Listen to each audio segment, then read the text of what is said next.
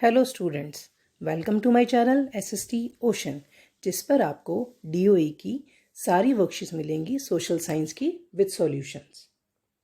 Hello students, हमारी worksheet है आज की सोशल साइंस की और टॉपिक है इसमें अर्थशास्त्र मीन्स इकोनॉमिक्स और वर्कशीट नंबर है हमारी ये 59 और हमारी डेट जो है वो है 28 नवंबर।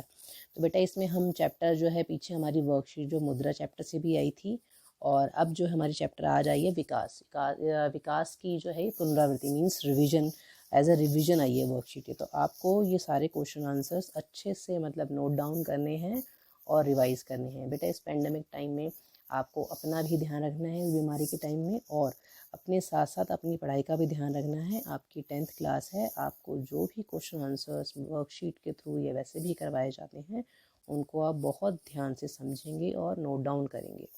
चलिए बेटा, अब हमारे इस वर्कशीट में हमें 10 क्वेश्चन दिए गए हैं तो इसके आंसर्स हमें लिखने हैं। सबसे पहले ये जो हमारे दो क्वेश्चंस हैं हमको पढ़ते हैं।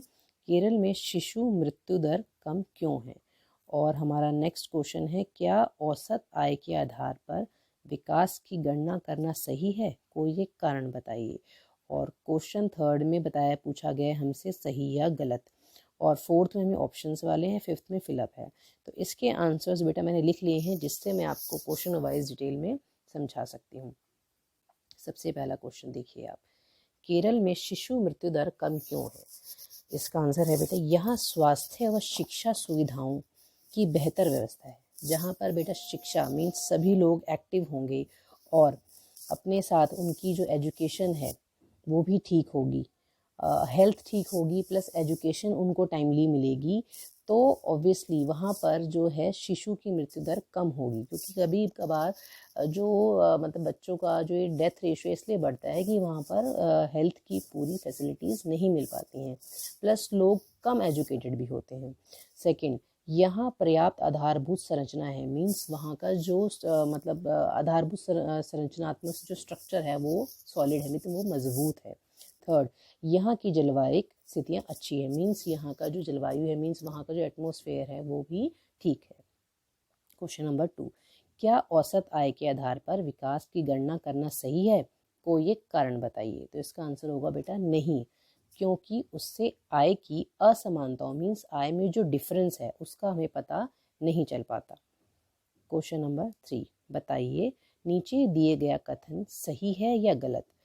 कोयला गैर नवीकरणीय संसाधन का एक उदाहरण है। तो बेटा ये आंसर जो हमारा बिल्कुल सही है कि कोयला जो है वो एक गैर नवीकरणीय संसाधन का एक उदाहरण है।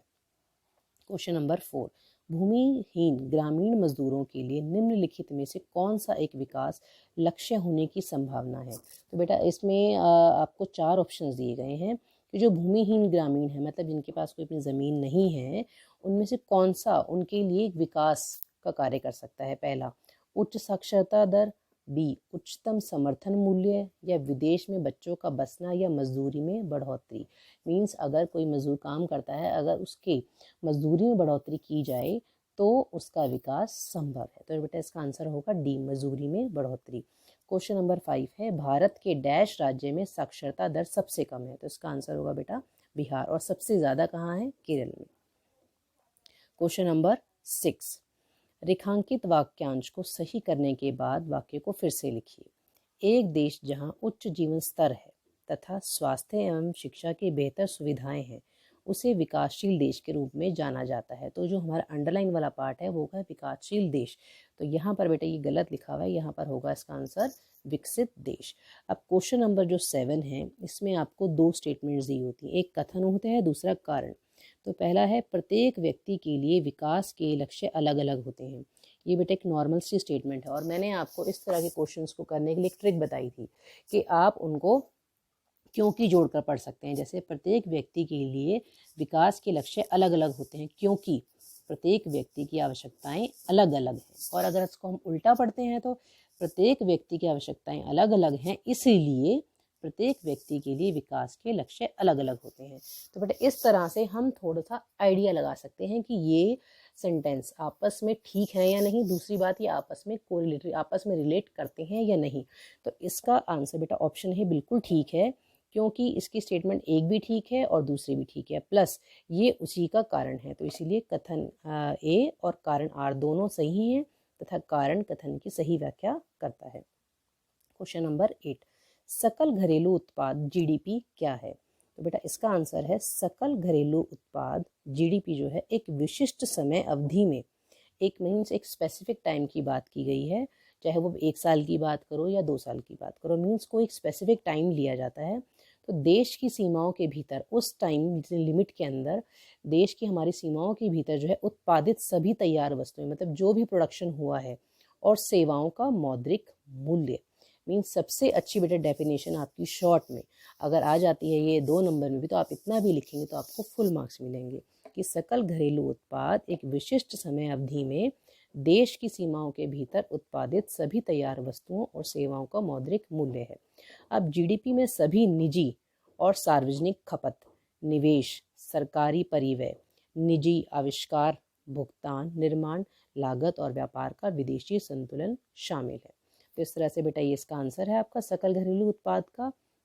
अब क्वेश्चन नंबर 9 है, सार्वजनिक वितरण प्रणाली पीडीएस के तहत राशन की दुकानें लोगों की मदद कैसे करती हैं? राशन वितरण की एक प्रणाली जिसके द्वारा उचित मूल्य पर गरीबों को सरकारी राशन दुकानों के माध्यम से बांटा जाता है। मीन्स वितरण प्रणाली क्या है कि राशन की वो दुकानें जिससे उचित मूल्य पर गरीबों को सरकारी राशन दुकानों के माध्यम से बांटा जाता है। अब इससे गरीब को क्या फ़ायदा होता है? जिससे गरीब को कम मूल्य पर राशन मिलता है तथा गरीबों के स्वास्थ्य व पोषण में सुधार आता है। अब क्वेश्चन नंबर है 10, मानव विकास रिपोर्ट किस संस्था द्वारा प्रकाशित की जाती है? मानव विकास रिपोर्ट यूएनडीपी द्वारा प्रकाशित की जाती है। तो बेटे इस तरह से आज आपकी इस चैप्टर की भी रिवीजन हो गई है। सभी बच्चे इन रिवीजन्स की जो वर्कशीट्स आती हैं उनको लाइटली ना लें, सभी बच्चे इनको ध्यान से पढ़ें और उनको साथ साथ समझने की और याद करने की कोशिश करें, जिससे आपको एग्ज़ाम टाइम में बहुत फ़ायदा होगा।